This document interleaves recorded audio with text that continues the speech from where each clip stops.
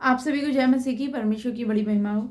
आज मैं बता दूं, जी हाँ, फरात नदी सूख चुकी है। वीडियो को पूरा देखिएगा, बहुत थोड़ा लंबा भी जा सकता है। और मैं आपको कुछ चीज़ें बताना चाहती हूँ, जैसे कि लोगों को पता है या कुछ लोगों को नहीं भी पता हो सकता है कि फरात नदी सूख चुकी है। और बाइबल में फरात नदी और अंत के बारे में क्या बोला है, आइए सबसे पहले वचन पढ़ेंगे। देखिए, सबसे पहले मैं बता दूं, उत्पत्ति की किताब 2 अध्याय उसकी 13-10 से भी है, लेकिन मैं 13 से बढ़ के बताती हूँ। उसमें इस तरह से लिखा है, और तीसरी नदी का नाम ये छोड़ दीजिए, और चौथी नदी का नाम फरात है। ठीक है। और ये जो नदियां हैं, परमेश्वर ने वाटिका को सींचने के लिए रखा था, और लेकिन जब आदम हवा ने गलत किया तो उसके बाद वो द्वार बंद हो चुका था, और ये 4 भागों में ये बट गया।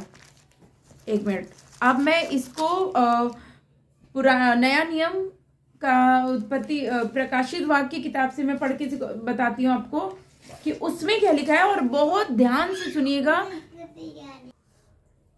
तो प्रकाशित वाक्य में इस तरह से लिखा है, प्रकाशित वाक्य 16 अध्याय उसकी 12वीं आयत में पढ़ेंगे हम। छठवें स्वर्गदूत ने अपना कटोरा महानदी फरात पर उड़ेल दिया, और उसका पानी सूख गया कि पूर्व दिशा के राजाओं के लिए मार्ग तैयार हो। अब उसके और आगे पढ़ेंगे हम, 15 पढ़ेंगे। देख, मैं चोर के समान आता हूँ, धन्य वह है जो जागता रहता है और अपनी वस्त्र की चौकसी करता है कि नंगा ना फिरे और लोग उसका नंगापन ना देखे। ठीक है। अब इसके आगे हम पढ़ेंगे 17वां। 7वें स्वर्गदूत ने अपना कटोरा हवा पर उड़ेल दिया, और मंदिर के सिंहासन से यह बड़ा शब्द हुआ, हो चुका। ठीक है। अब देखिए, छठवीं मोहर, छठवां कटोरा जो है उड़ेल दिया जा चुका है। कुछ वीडियोस है, आप देख पा रहे होंगे, जैसे कि फरात नदी ऑलमोस्ट सूख चुकी है, अभी उसके हालात बहुत बुरे हैं। तो आप लोग जो तैयार नहीं है, क्योंकि देखिए हम लोग अंतिम दिनों में खड़े हैं और परमेश्वर का आना निकट है। तो आप जो काम कर रहे हैं वो करते रहिए, मगर अपने वस्त्र को, प्रभु ने इसके बाद ये भी बोल दिया कि अपने अपने वस्त्रों को, है ना, वस्त्र की चौकसी करता रहे। तो बहुत सारे लोग हैं जो चिन्ह चमत्कार के पीछे, देखिए मैं बार बार बोलती हूँ, मत भागिए। होता है तो ठीक है, नहीं होता है तो ठीक है, परमेश्वर के पीछे भागने की कोशिश करिए, प्रभु की बातों को समझिए। क्योंकि अब फरात नदी सूख चुकी है, और इसमें लिखा है कि छठवें स्वर्गदूत ने, और उसके बाद आवाज आई कि हो चुका। तो देखिए, फरात नदी अभी सूख चुकी है, तो परमेश्वर का प्रकोप वहां तक बढ़ चुका है। तो आने वाले समय में विपत्ति भारी आने वाली है। संसार नहीं सुन रहा, लेकिन जो मसीह लोग हैं, जो मान चुके हैं बातों को, वो तो सुने, ताकि परमेश्वर का प्रकोप आप लोग पे ना भड़के। तो देखिए, हम अंतिम दिनों में जी रहे हैं, तो ज़्यादा से ज़्यादा अपने जीवन को सही करिए, क्योंकि हमें नहीं मालूम। प्रभु ने यहाँ बोला है, मैं चोर के समान आता हूँ, है ना, परमेश्वर चोर के समान आता है, प्रभु ने यहाँ पे लिख दिया है।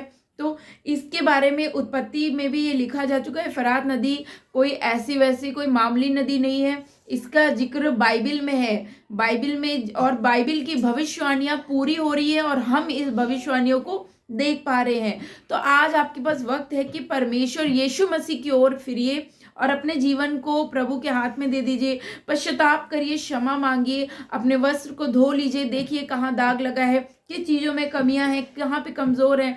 तो और इस तरह से आप लोग अपना जीवन को सुधारिए, क्योंकि कभी भी परमेश्वर आ चुके हैं। और फरात नदी, इसका मतलब छठवां कटोरा जो है उड़ेला जा चुका है ना, जो छठवां कटोरा है वो उड़ेला जा चुका है।